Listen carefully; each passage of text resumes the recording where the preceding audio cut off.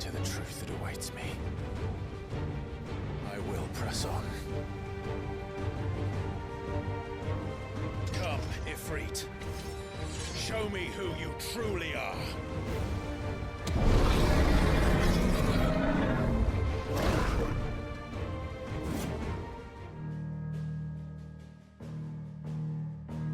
I was not a Final Fantasy fan growing up.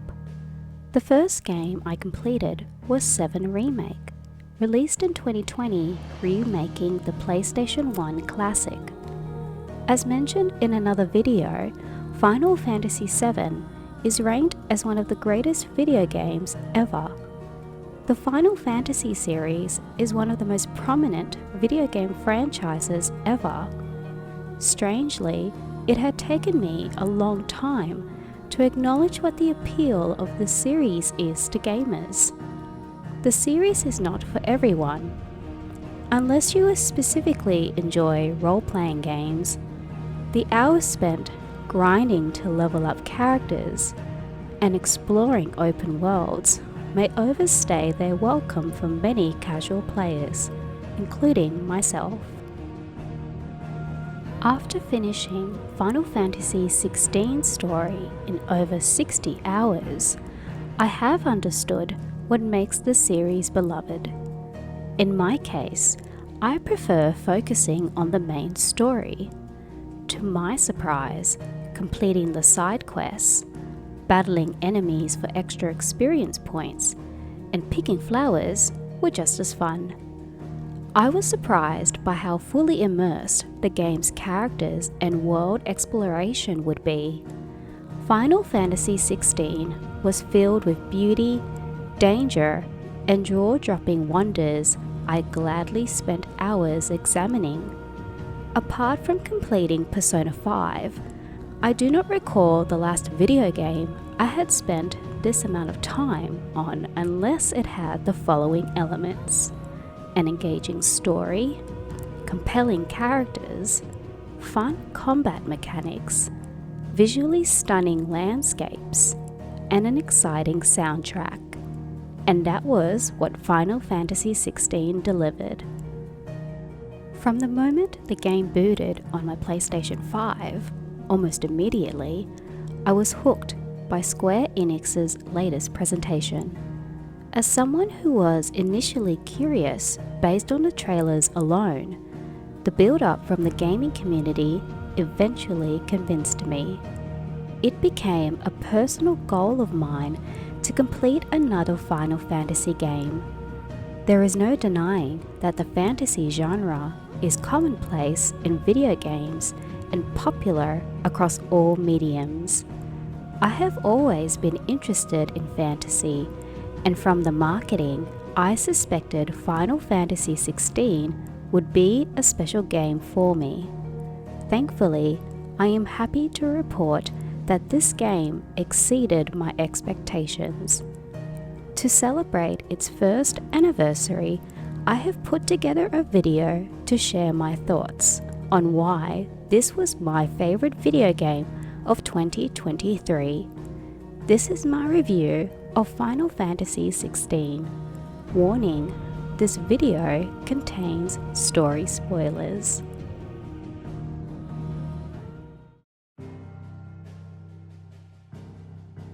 For any casual players going into Final Fantasy for the first time, do not be intimidated by the series roster.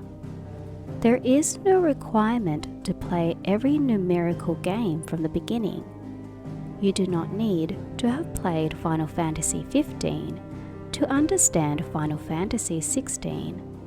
While fans of the series will recognize shared character mascots such as the Chocobos and Moogles, anyone at their leisure can play a Final Fantasy game.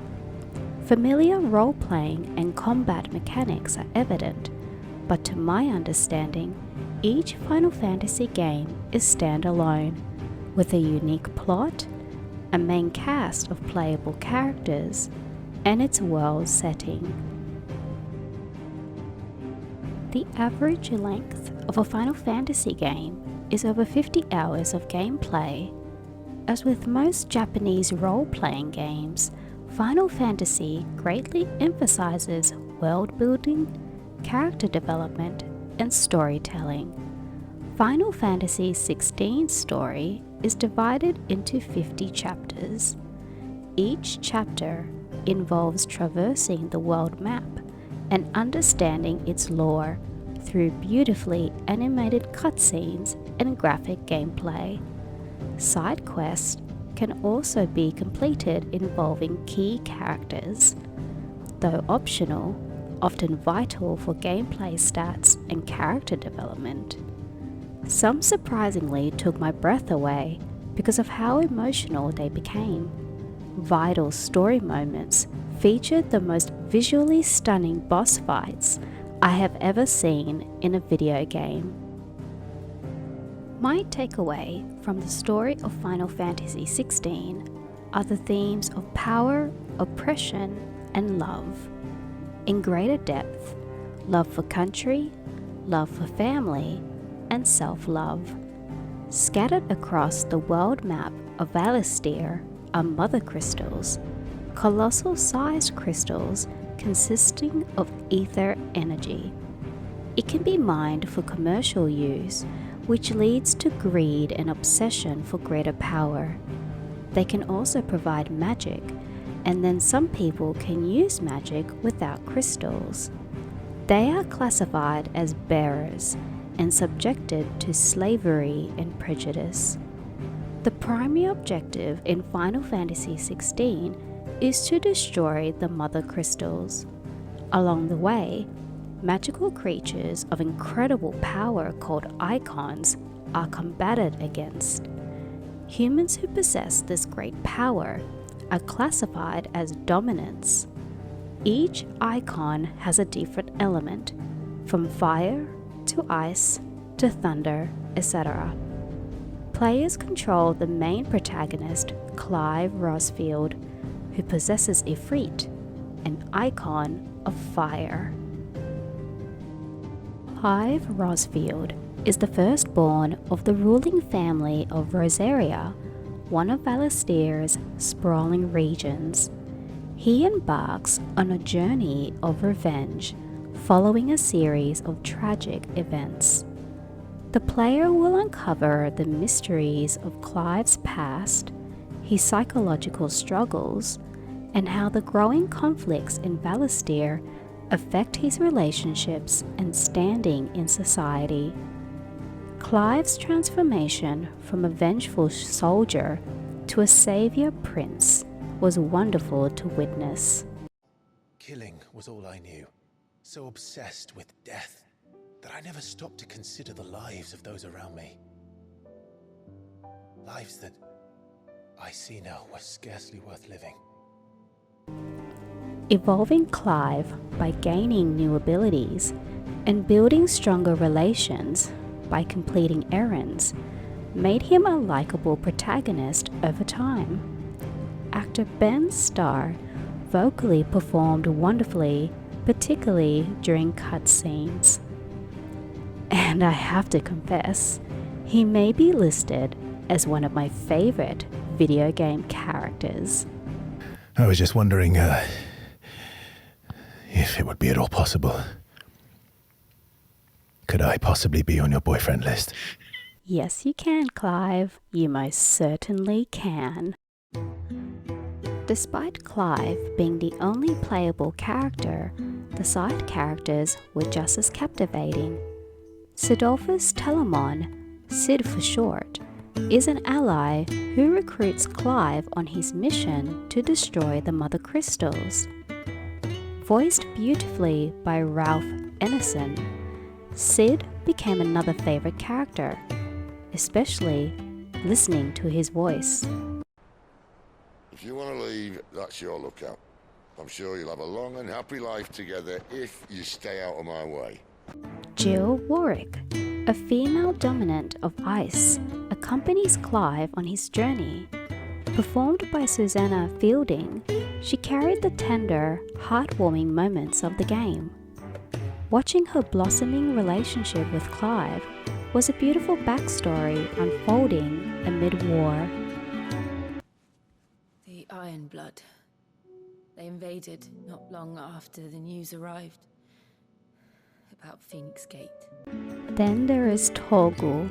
Starting as a cute little pup, Torgal's transformation into the consistently loyal wolf companion to Clive was amazing to behold.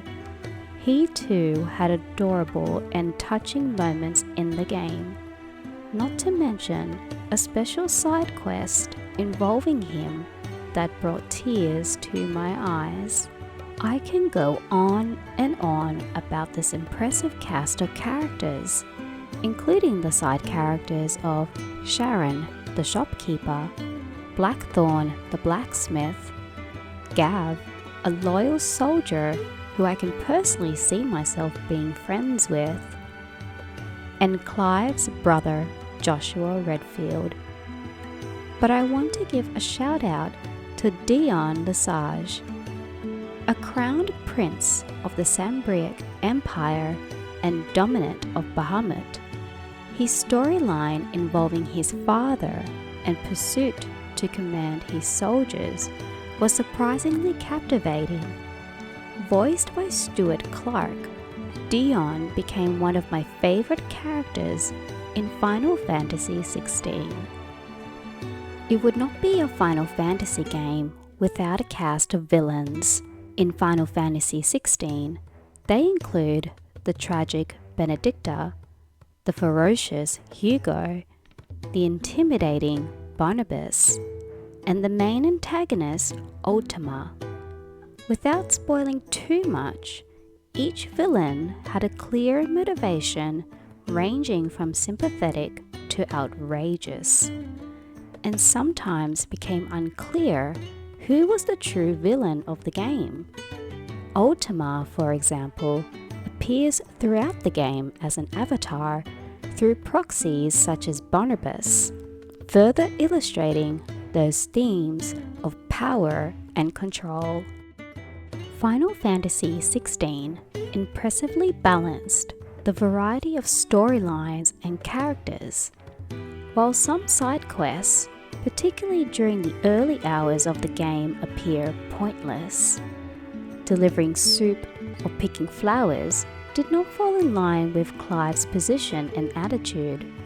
But as the game progressed and the story developed, later side quests involving important characters made me as a player keep going and continue those side quests.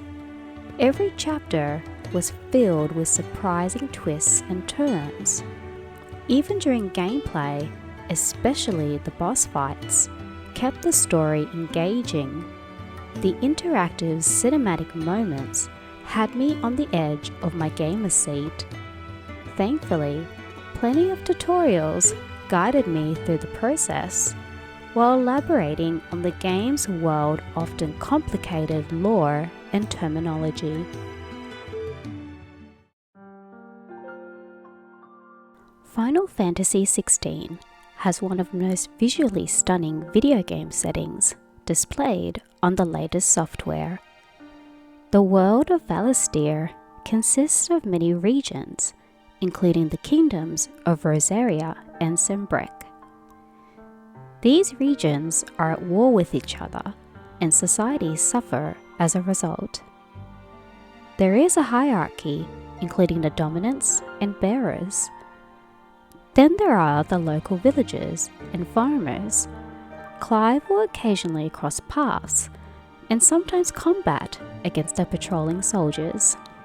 Witnessing the many heartbreaking stories of living struggles amongst the people further shaped the complex world of Final Fantasy XVI.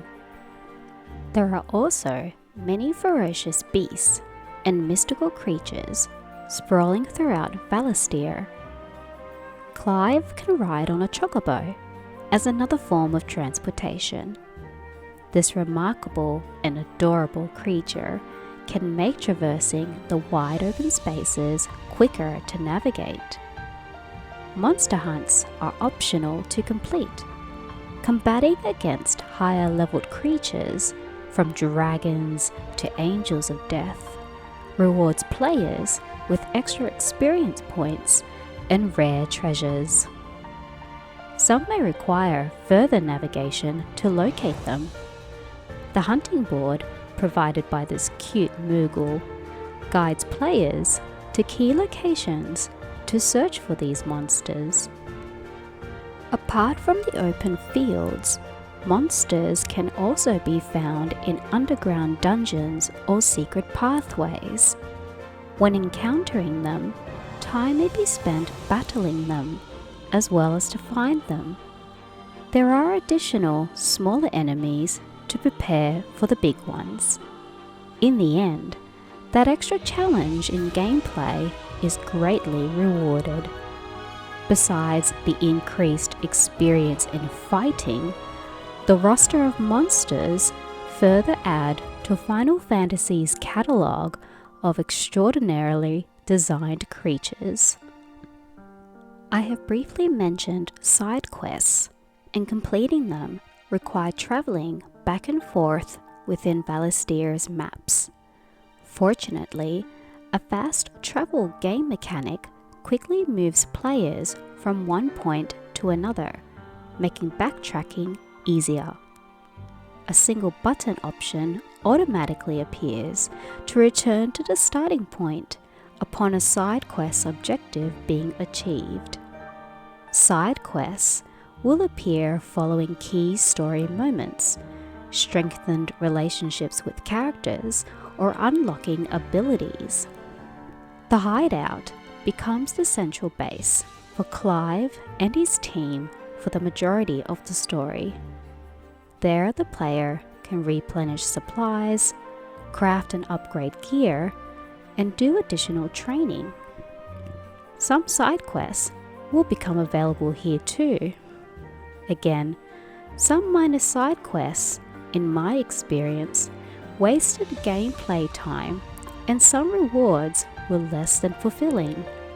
However, as the story progressed, more lore was uncovered, and the updated map unveiled, the side quests became more engaging, making exploring the world and characters of Final Fantasy XVI all the more intriguing. Overall, the setting of Final Fantasy XVI was magnificent to explore. Every fine detail can be appreciated, from the superb castle structures to the warm sunset lighting. The artists at Square Enix never fail to deliver when it comes to the art and presentation of their games. Final Fantasy XVI's world harmoniously balanced both its beauties and its dangers. Every scene looked like a work of art, including the frightening images of destroyed kingdoms. Complemented by the game's gorgeous musical score, the experience of wandering through the many levels of Final Fantasy XVI was as compelling as fighting against its many enemies. The gameplay of Final Fantasy XVI was, as with the most action role-playing games, straightforward. Tutorials consumed the first couple of gameplay hours. Everything from the basic combat mechanics to map navigation can be a lot for new players. It is, in my view, over time, the mechanics got both easier and complex the longer I played. As the story moved along, tutorials snuck in, keeping me engaged.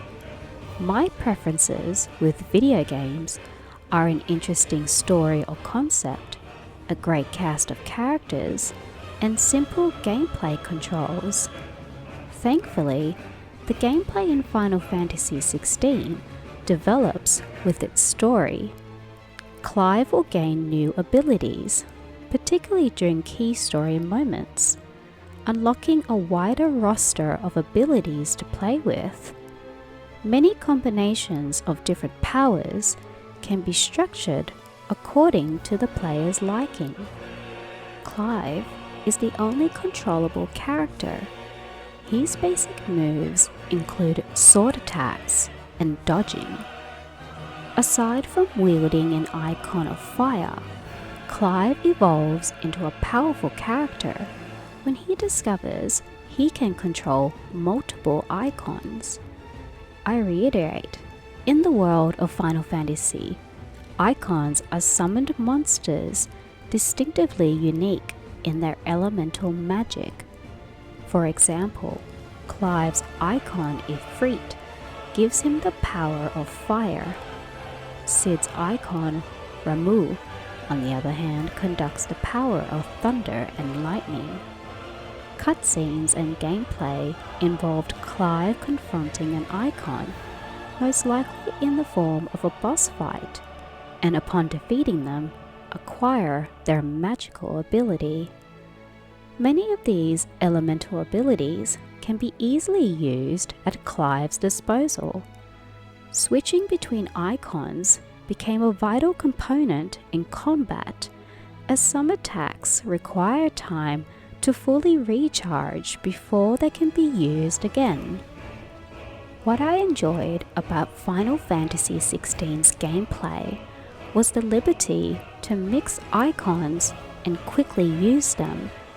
Players can have combinations of up to 3 icons maximum, which can be switched at the touch of a button. This was useful because enemies in Final Fantasy, especially the tough bosses, are faster and surprisingly challenging if a player is underprepared. I highly encourage players to practice using different icons and see what works better. Spending points to upgrade icon abilities can also be sparingly used to whatever the player's preferences are. To top all of that, each of the icon's moves visually looked awesome. It comes as no surprise that boss fights in video games are an extra challenge. The bosses in Final Fantasy are on a whole nother level. They range in difficulty, but for the most part are the most challenging to overcome. Others sometimes requiring multiple trials before a successful defeat. They must be carefully observed when playing, particularly when identifying their moves and weaknesses. With a larger health bar, Final Fantasy XVI has a stagger bar. When damage is dealt to an enemy, reaching the end of their stagger bar temporarily stuns them. This makes them more vulnerable to attacks and becomes a window of opportunity to blow out as many powerful moves as possible. Even the combat points illustrate this. Combat, especially during the boss fights, does require a lot of focus and attention. While every single one of them was visually spectacular to behold, quick time events also occurred in the blink of an eye. Players must be quick on their feet to not just decide what moves will do greater damage, but also when to dodge an enemy's powerful attack. I played through Final Fantasy XVI on normal difficulty. Out of its 2 settings, story mode was easier. While that had always been a personal preference of mine to enjoy the story, I am proud to have completed the game with that extra challenge. Final Fantasy XVI certainly had its many challenges, but it made for a thrilling gameplay experience. Upon completing the main campaign, Final Fantasy Mode, a new difficulty mode, was unlocked, which this video's gameplay footage is seen throughout. It's a new Game Plus mode, and abilities, characters, and levels and gear were carried over when starting the story again. Different enemies were placed at higher levels, making combat extra difficult to defeat. Returning to Final Fantasy XVI a year later did require some refreshing on mechanics, but the added challenge almost created a whole new gameplay experience, which I do encourage all players to give a go. Action role-playing games can be very time-consuming, which could turn away the more casual players. In the case of Final Fantasy XVI, story and world building are where their most time was spent. The fun gameplay made up a great portion of that. As a casual player who does not have much time to play video games, I often do not have the patience to endlessly grind to reach a specific level so I could fight against a higher leveled difficult enemy or complete wasteful side quests. While Final Fantasy XVI did falter by those components in the earlier phases of the game's story, which did slow down the pacing, the 60-hour journey with this game thankfully had more incredible highs than minor lows.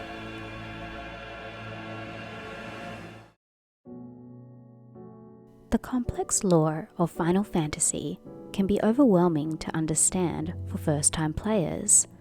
It is heavily detailed in context and at times difficult to keep up with the many names of characters and places. Final Fantasy XVI had this brilliant mechanic called the Active Time Lore. It is a database with information on characters, locations, and events. It actively updates during game progression. Impressively, during cutscenes, the press of a button pauses the game, bringing up a live chart of the game's current lore. This was my favorite component in Final Fantasy XVI. I hope many big games like this considered this moving forward. It felt like I was reading a visual interactive guide easily accessible within the game. I must give praise again to the art and visuals of Final Fantasy XVI. It is still one of the most beautiful modern video games I had ever played. I love the artwork so much that I even purchased its postcard book, a small collection of character sketches as shown in footage here. The game also has photo mode to my greatest excitement. While it took some time to practicing pausing the game at particular moments and fiddle around with its features, the more I played around, the more fun I had capturing screenshots as much as playing the game a second time round. Here are some of the many showcasing this game's incredible art I am proud to share.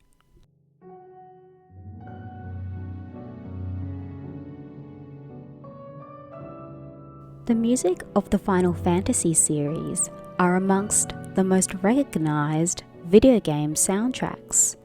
In Final Fantasy XVI, Masayoshi Soken, apologies for any mispronunciations, composed this game's score. It was a spectacular soundtrack to listen to while playing the game. From the soft piano during emotional cutscenes to the loud percussions during combat, the sound department perfectly delivered everything to match the game's atmosphere. The boss battle themes in particular were the ones I enjoyed the most. Thrilling and exciting, they elevated those intense moments in gameplay. It had become one of my favorite video game soundtracks. Give it a listen and be prepared to be whisked away into another fantastical world. 1 year since the game's release, there had been 2 downloadable contents. Echoes of the Fallen and The Rising Tide are additional story chapters providing extra lore and further character development. Both content offered deeper exploration into the wider world of Valistir, new combat challenges, and upgraded graphical options. These chapters are only accessible until reaching specific story moments in the main campaign. As of recording, I just started playing through these, and so far I've been having a great time. This was exactly the extra Final Fantasy XVI content I wanted. Final Fantasy XVI was one of the most anticipated games to play on the PlayStation 5. Since it was first announced back in 2020 during the console's showcase, there had been speculations how this game will rank in the series canon. While it had to compete and eventually be overshadowed by Final Fantasy VII's Rebirth's inevitable arrival, it was still praised by critics and players for its darker themes, character roster, world building, and flexible gameplay. It is currently scored as one of the highest rated Final Fantasy games of all time. For anyone curious to play Final Fantasy XVI, go into the game as blindly as possible. Despite the trailers alone revealing story points, they were still exciting enough to be given that opportunity. Unfortunately overlooked in 2023's Game Awards for some well-deserved recognition, perhaps with time passing, people may look back on Final Fantasy XVI as an ambitious entry in the series. I returned to playing this game not only to create this video, but to also celebrate it. Final Fantasy XVI was one of the most impressive I have ever played, thus becoming my personal favourite of 2023. I was just as excited to return to this world a year later. While I still have a couple more things to wrap up to achieve that platinum trophy, this game for now will remain in my physical collection for the time being. Final Fantasy XVI is now available to play on the PlayStation 5. A Windows version was rumoured to be announced. Whether that might happen or not, only time will tell. In saying that, I really do hope anyone watching who has not played should at least experience it for themselves. And that is my review of Final Fantasy XVI. I hope you enjoyed this video. If you like this video, please check out my channel for more. If you had played Final Fantasy XVI, what did you think of the game? And how would you rate this among other Final Fantasy games? Feel free to comment below. Thank you all for watching. This is Pearl, signing out.